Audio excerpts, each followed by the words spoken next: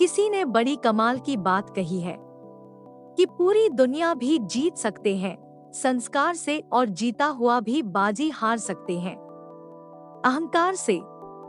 आप पढ़ रहे हैं मोटिवेशनल स्टोरी इन हिंदी और आज हम पढ़ेंगे और सुनेंगे एक छोटी सी कहानी है।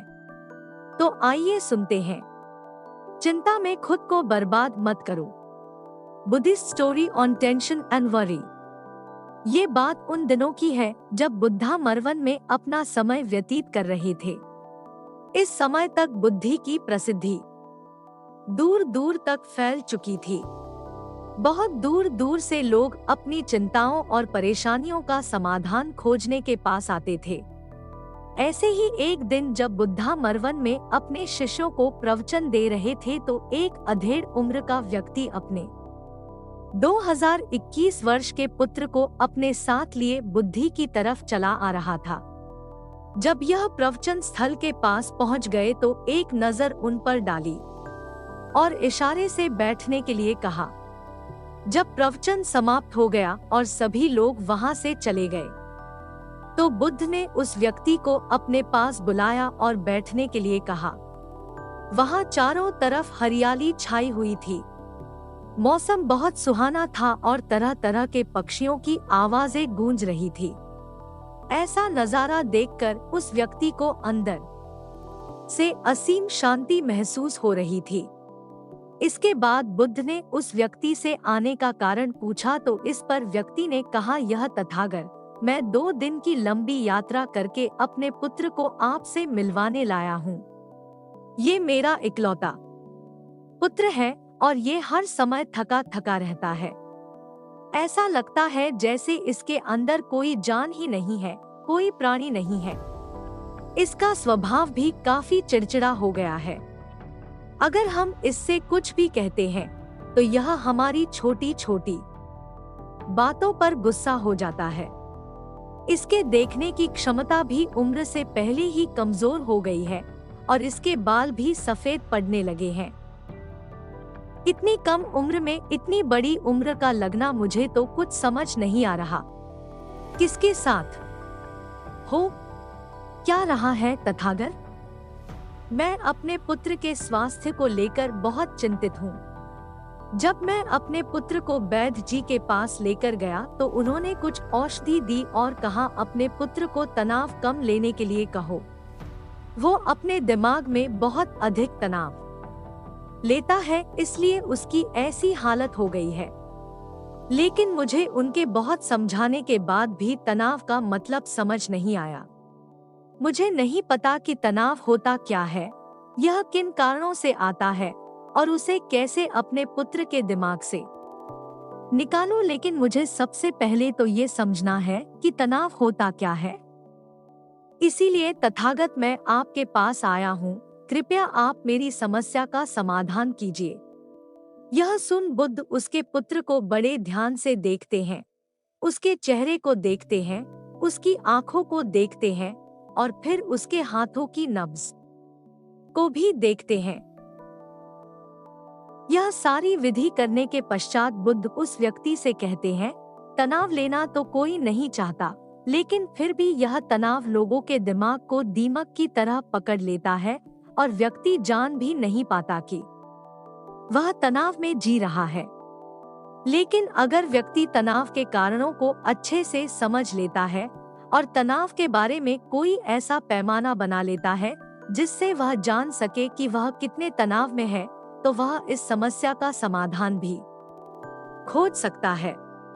सबसे पहले तो तुम ये समझो कि तनाव होता क्या है।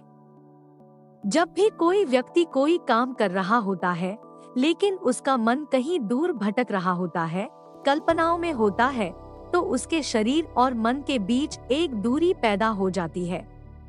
यह दूरी जितनी अधिक होगी व्यक्ति उतनी ही ज्यादा बेहोशी की अवस्था में होता है और शरीर व मन के बीच की इसी दूरी, इसी खिंचाव को तनाव कहा जाता है।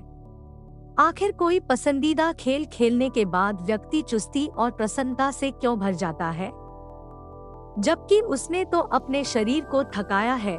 लेकिन समझने वाली बात यह है कि खेलते समय मन और शरीर एक साथ पूरी तरह से उस खेल में केंद्रित होते हैं, जिससे शरीर और मन के बीच दूरी पैदा नहीं होती और कोई तनाव पैदा नहीं होता।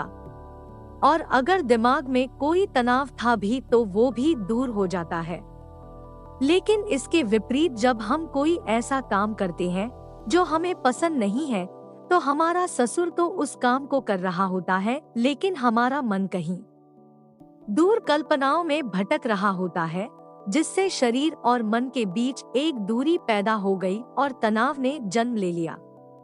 इसीलिए व्यक्ति को एक समय पर सिर्फ एक ही काम करना चाहिए और अपने तन और मन की सारी शक्ति उसी एक काम पर लगा देनी चाहिए, जिससे व्यक्ति के अंदर तनाव पैदा ही ना हो। इसके बाद बुद्ध ने कहा, तनाव पैदा होने के मुख्य 8 कारण होते हैं और जिसने इन कारणों को समझ लिया वो जीवन भर तनाव मुक्त रह सकता है। मुख्य कारणों में सबसे पहला कारण है अति महत्वाकांक्षी होना। महत्वाकांक्षी होना अच्छी बात है, लेकिन क्या कभी आपने इस बात पर ध्यान दिया है कि इंसान के लक्ष्य कभी पूरी ही नहीं होते? उसका एक लक्ष्य पूरा हुआ नहीं कि वह दूसरे की तरफ भागने लगता है, दूसरा पूरा हुआ तो तीसरे की तरफ, और इस तरीके से वो अपने लक्ष्यों को पाने के लिए जिंदगी भर गोल गोल घूमता रहता है।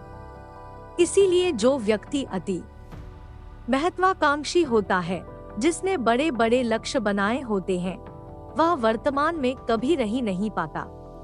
उसका मन सदैव भविष्य की योजनाएं बनाने में ही व्यस्त रहता है।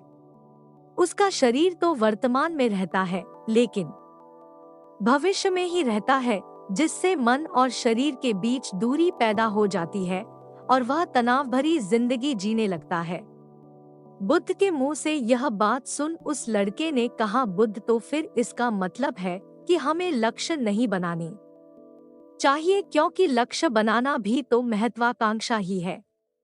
इस पर बुद्ध ने कहा, जीवन में लक्ष्य बनाना कोई गलत बात नहीं है, लेकिन समस्या तब उत्पन्न होती है जब वो अपना पूरा ध्यान उस लक्ष्य से मिलने वाले परिणाम पर ही लगा देते हैं और उसके परिणाम की चिंता करते रहते हैं। व्यक्ति को वर्तमान में जीना आना चाहिए। आप लक्ष्य बनाइए और उस लक्ष्य की प्राप्ति के लिए कड़ी मेहनत करिए, लेकिन साथ ही साथ आपको इस बात का भी ज्ञान होना चाहिए कि आप अभी वर्तमान में जी रहे हैं और वर्तमान ही सत्य है। बुद्ध ने आगे कहा, तनाव का दूसरा सबसे बड़ा कारण है ईर्ष्या। जब व्यक्ति ईर्ष्या और जलन से भर जाता है तो उसका मन अंदर से सड़ने लगता है। ईर्ष्या एक आंतरिक घाव है।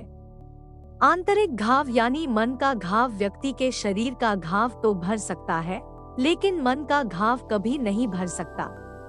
इसीलिए व्यक्ति को दूसरे की खुशी और तरक्की से कभी ईर्ष्या नहीं करनी चाहिए, क्योंकि तनाव का कारण है। इसके बाद बुद्ध ने तनाव का अगला कारण बताते हुए कहा कि आरुषि पूर्ण काम करने से भी मन में तनाव पैदा होता है। जो काम करना हमें पसंद ही नहीं है, जिसका में हमारी रुचि ही नहीं है, उस काम में हमारा मन लग ही नहीं पाएगा।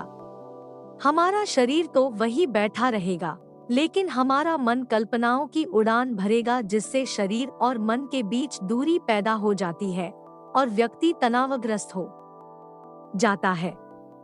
इसीलिए इंसान को हमेशा अपनी रुचि के अनुसार ही कार्य करनी चाहिए। अगर व्यक्ति ने ये पता कर लिया कि उसे कौन सा काम करना पसंद है और वो उसी काम को अपने जीवन का लक्ष्य बना लेता है, तो फिर वो काम उसके लिए काम नहीं बल्कि खेल बन जाता है। फिर बुद्ध ने कहा, तनाव का चौथा कारण होता है किसी दूसरे से अच्छा रखना। बुद्ध ने उस व्यक्ति की ओर इशारा करते हुए कहा, एक पिता होने के नाते तुम्हारी अपने पुत्र से बहुत सी अपेक्षाएं होंगी कि तुम्हारा पुत्र एक बहुत ही कामयाब इंसान बने, तुम्हारा नाम रोशन करे, जैसा तुम चाहते हो उस तरह का जीवन जिए, तुम्हारी हर बात माने। लेकिन क्या आज तक कभी किसी की सारी अपेक्षाएं पूरी हुई है? जब भी कोई व्यक्ति किसी दूसरे से कोई अपेक्षा रखने लगता है, तो वो अनजाने में अपने लिए तनाव पैदा करने लगता है।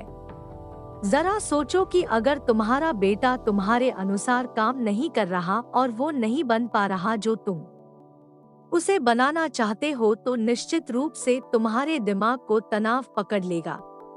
तुम तनाव से भरा जीवन जीना शुरू कर दोगे और इस तनाव के बस में आकर तुम ऐसा व्यवहार करोगे, ऐसी बातें करोगे कि तुम्हारा अपने पुत्र के साथ संबंध और भी खराब होता चला जाएगा। इसीलिए व्यक्ति को जितना हो सके उतनी कम अपेक्षाएं दूसरों से रखनी चाहिए, और अगर पूरी तरह से तनाव मुक्त रहना है तो दूसरों से अपेक्षा रखना ही बंद कर दो। इसके बाद बुद्ध ने कहा कि शारीरिक कष्ट भी इंसान के तनाव का एक कारण होता है। जब व्यक्ति किसी शारीरिक पीड़ा से गुजर रहा होता है तो उसका पूरा ध्यान बस अपने उस शारीरिक दर्द पर होता है और वो पूरे दिन बस उसी के बारे में सोचता रहता है, जिससे उसका मन दुख के विचारों से भर जाता है और ऐसी स्थिति में व्यक्ति तनावग्रस्त रहने लगता है।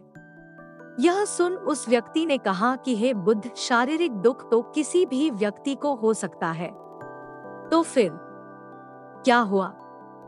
व्यक्ति जीवन भर तनाव में ही जिएगा? इसका जवाब देते हुए बुद्ध ने कहा कि इंसान को ये बात समझनी चाहिए कि हमारा जीवन दुखों का आधार है।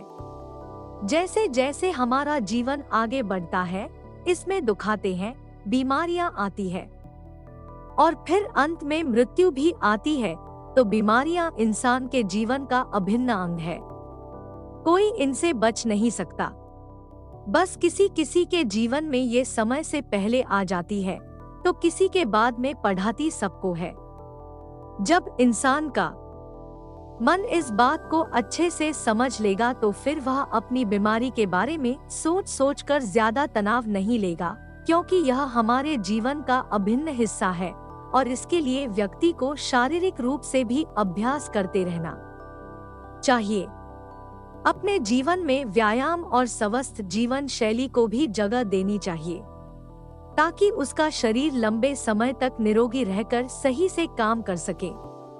तनाव का अगला कारण होता है अपनी योजनाओं को समझने के लिए समय न देना। कुछ लोगों के दिमाग में कोई विचार आया नहीं है कि वो बिना सोचे समझे उस पर काम करना शुरू कर देते हैं, और जब उस काम में उन्हें असफलता मिलती है तो वह तनाव से भर जाते हैं, क्योंकि उन्होंने उस काम को शुरू करने से पहले उसके बारे में पूरी जानकारी इकट्ठा नहीं की थी। इंसान को कोई भी काम शुरू करने से पहले उसके अच्छे और बुरे परिणामों के बारे में ठीक से सोच विचार कर लेना चाहिए। इंसान को इस बारे में भी सोच लेना चाहिए कि अगर ये योजना सफल नहीं हुई तो फिर इसके बाद मैं क्या करूँगा।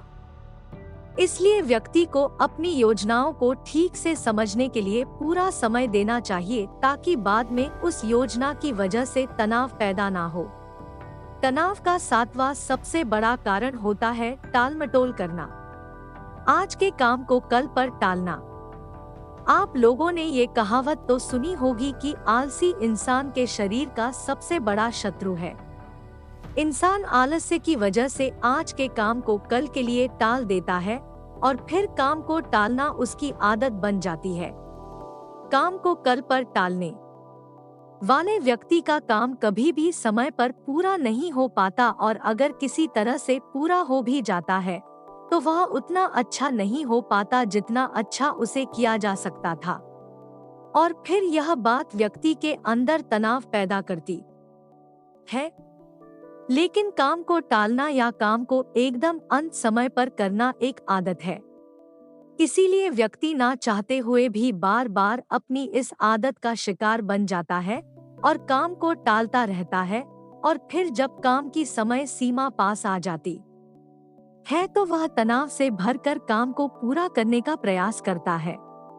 इसीलिए तनाव मुक्त रहने के लिए व्यक्ति को काम को टालने की आदत छोड़नी पड़ेगी, और यह तभी संभव है जब व्यक्ति काम को समय से पहले खत्म करने का निश्चय करे।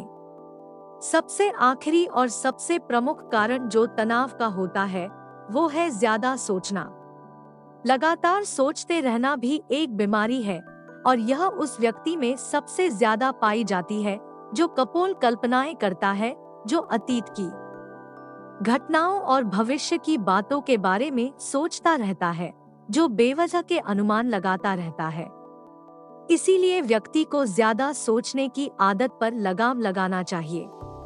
इसके लिए जितना हो सके खुद को काम में व्यस्त रखना चाहिए और हर दिन ध्यान का अभ्यास करने को अपने जीवन का हिस्सा बना लेना चाहिए। बुद्ध के मुंह से यह सारी बातें सुनकर उस व्यक्ति ने हाथ जोड़कर कहा, बुद्ध, मेरा पुत्र तो अभी मात्र 20 वर्ष का ही है और इसमें अभी इतनी समझ भी नहीं है कि यह आपकी बताई सारी बातों का एक साथ पालन कर सके। आप कृपया करके तनाव मुक्त रहने का कोई आसान सा तरीका बता दें जिससे मेरा बेटा उसका अनुसरण भी कर सके और तनाव मुक्त भी रह सके। उस व्यक्ति की यह प्रार्थना सुन बुद्धि ने कुछ सोचते हुए जवाब दिया, अगर तुम इतनी सारी बातों का पालन नहीं कर सकते तो इसके लिए एक बहुत ही आसान विधि है। तुम एक बार में एक काम को करने पर ध्यान लगाओ, भी काम कर रहे हो उस समय पर सिर्फ उसी काम को करो, सिर्फ उस पर ही अपना पूरा ध्यान लगाओ और अगर तुम्हारा मन इधर उधर भटक जाता है तो जैसे ही तुम्हें याद आए उसे वापस फिर उसी काम में लगा दो। ये सबसे आसान और अच्छा तरीका है तनाव मुक्त रहने का। जब तुम भोजन करो तो उस समय सिर्फ भोजन ही करो, उसके पूरे स्वाद का आनंद लो, उसी अनुभव करो। जब चलो तो अपना पूरा ध्यान सिर्फ चलने लगा दो। इससे तुम्हारा मन और तुम्हारा शरीर दोनों एक जगह पर केंद्रित रहेंगे। दोनों के बीच दूरी पैदा नहीं होगी जो कि तनाव का मुख्य कारण होती है। दोस्तों, आज की युवा पीढ़ी एक ही समय पर 2-2, 3-3 काम करने के आदी हो चुकी है, जैसे फोन पर बात करते हुए गाड़ी चलाना, खाना खाते हुए टीवी देखना, ये फोन चलाना और फिर इनकी शिकायत रहती है कि मैं तनाव में जी रहा हूँ, मेरा मन शांत रहता है, मैं चिड़चिड़ा सा हो गया हूँ। जब कोई व्यक्ति एक ही समय पर 3-3 काम करेगा तो तनाव पैदा होना तो स्वाभाविक है, क्योंकि दिमाग तो एक समय पर पूरा ध्यान लगाकर सिर्फ एक ही काम कर सकता है। पूर्ण रूप से एक ही समय पर 2 कामों पर ध्यान कभी नहीं लग सकता। इसीलिए जहां तक संभव हो सके एक समय पर सिर्फ एक ही काम करने का प्रयास करें, वो भी पूरे ध्यान के साथ। दोस्तों, आशा करता हूँ कि आपको इस स्टोरी से काफी कुछ सीखने को मिला होगा। धन्यवाद।